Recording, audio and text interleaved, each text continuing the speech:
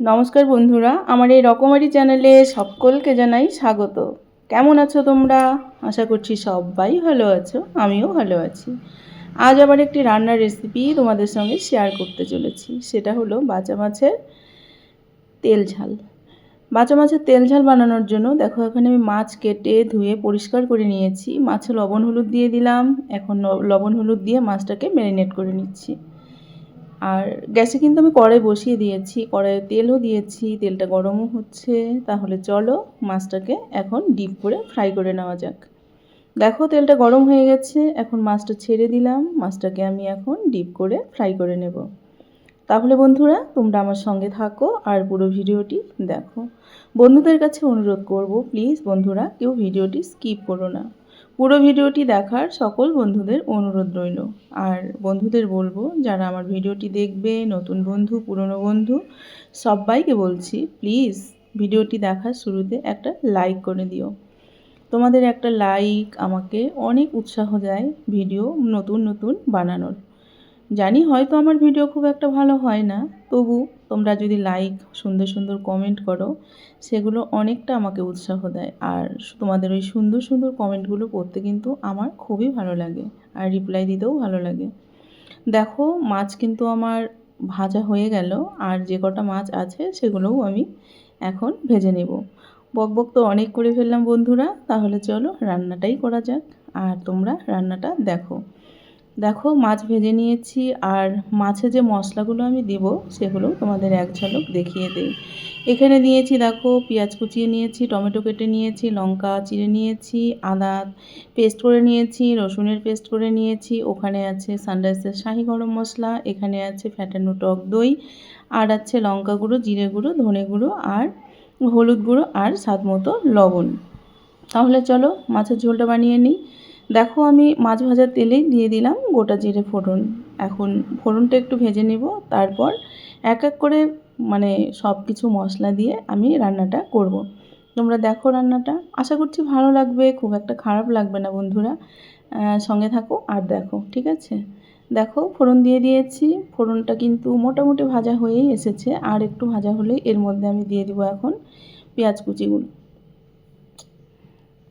দেখো পেঁয়াজ কুচি ছেড়ে দিলাম। পেঁয়াজটাকে আমি খুব সুন্দর করে ব্রাউন কালার করে ভেজে নেব।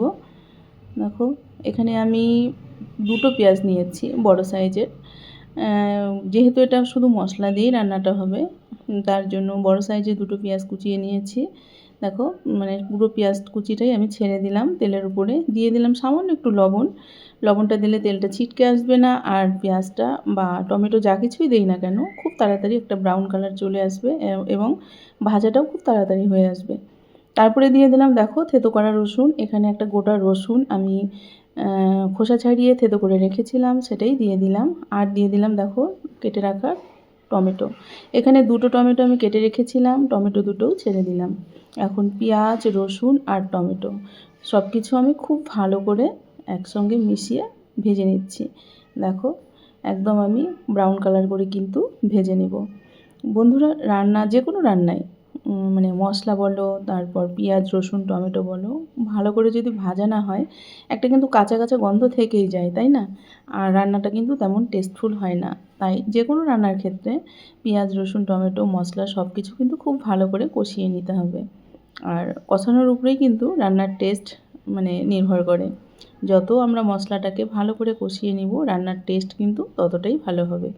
দিয়ে দিলাম সামান্য কয়েক দানা চিনি। চিনিটা দিলাম কালার হওয়ার জন্য। তোমরা চাইলে এটাকে না মানে তোমরা যদি কেউ মানে চিনি দিতে না চাও চিনিটাকে স্কিপ করে যেতে পারো। আমি দিলাম, কালারটা দেখো চিনি দেওয়ার পর কি সুন্দর কালারটা চলে আসলো, আর একটু টেস্টও কিন্তু অন্যরকম হয়, তার জন্য দিয়ে দিলাম। তারপর দিয়ে দিলাম দেখো আদার পেস্ট। এখানে এক টুকরো আদা আমি পেস্ট করে রেখেছিলাম, সেই আদার পেস্ট দিয়ে দিলাম। আর দিয়ে দিলাম মানে 7-8টার মতো চেরা কাঁচা লঙ্কা। আমি রান্নাটা একটু ঝাল ঝাল করেই করব, তার জন্য লঙ্কার পরিমাণটা একটু বেশিই দিলাম। কাঁচা লঙ্কা চেরা আমি দিয়ে দিলাম। এখন সব কিছু আমি খুব ভালো করে ভেজে নেব যতক্ষণ না এটা একটা ব্রাউন কালার না হয়। দেখো মানে ভাজা কিন্তু খুব সুন্দর করে ভেজে নিচ্ছি, ভাজা কিন্তু মোটামুটি হয়েই এসেছে। এখন দিয়ে দিলাম আমি গুঁড়ো মশলাগুলো। এখানে আছে পরিমাণ মতো হলুদ গুঁড়ো, স্বাদ মতো লবণ, 1 টেবিল স্পুন জিরে গুঁড়ো, 1 টেবিল স্পুন ধনে গুঁড়ো, 1 টেবিল স্পুন লঙ্কা গুঁড়ো। আর দিয়ে দিলাম খুব সামান্য পরিমাণে একটু জল। এখন সব মশলাগুলোকে আমি খুব ভালো করে কষিয়ে নিব।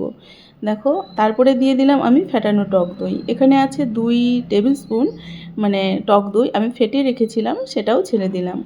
এখন সবগুলো উপকরণ খুব ভালো করে মিশিয়ে নিয়ে আমি খুব ভালো করে কষিয়ে নিব। দেখো, খুব ভালো করে আমি কিন্তু কষিয়ে নিচ্ছি। তোমরা আমার সঙ্গে থাকো আর দেখো রান্নাটা কেমন লাগে। যদি রেসিপিটি ভালো লাগে অবশ্যই বন্ধুরা কিন্তু লাইক কমেন্ট করতে তোমরা ভুলবে না। নতুন বন্ধু পুরনো বন্ধু যারা আছো প্রত্যেককে বলছি প্লিজ একটা লাইক আর কমেন্ট কিন্তু অবশ্যই করবে। দেখো, মশলা কিন্তু আমার মোটামুটি কষানো হয়ে গেছে, আর একটু কষিয়ে নেব। তারপরে আমি এর মধ্যে ছেড়ে দিব ভেজে রাখা সেই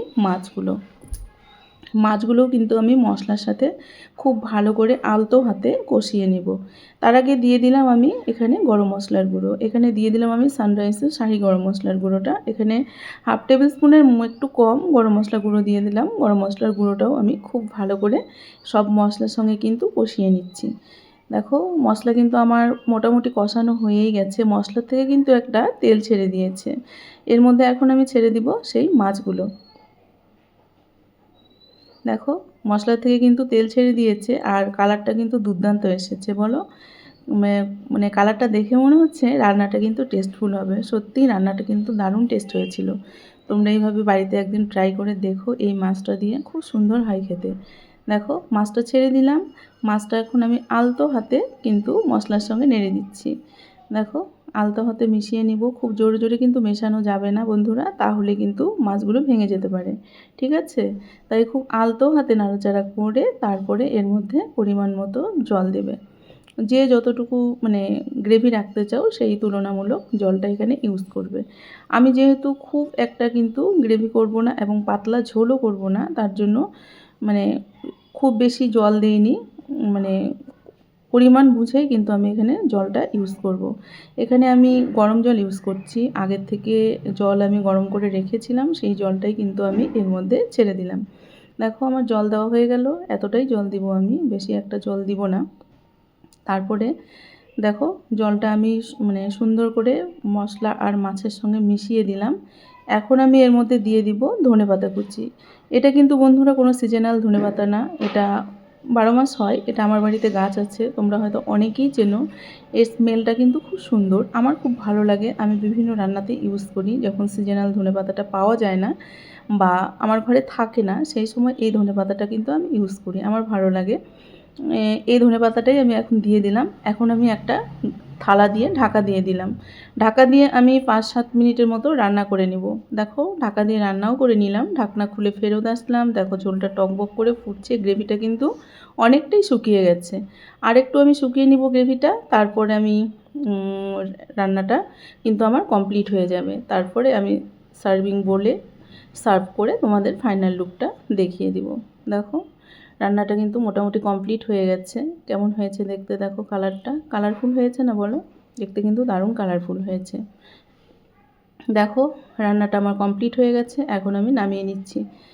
নামিয়ে নিলাম। দেখো, একটা ডিশের মধ্যে নামিয়ে নিলাম আমি ছড়ানো, তাহলে আমার দেখাতে তোমাদের সুবিধা হবে, তার জন্য। দেখো কেমন হয়েছে রান্নার ফাইনাল লুকটা। তাহলে বন্ধুরা, যারা এতক্ষণ ধরে আমার রান্নার রেসিপিটি ধৈর্য সহকারে দেখলে তাদের অসংখ্য ধন্যবাদ। আমার তরফ থেকে অনেক অনেক ভালোবাসা।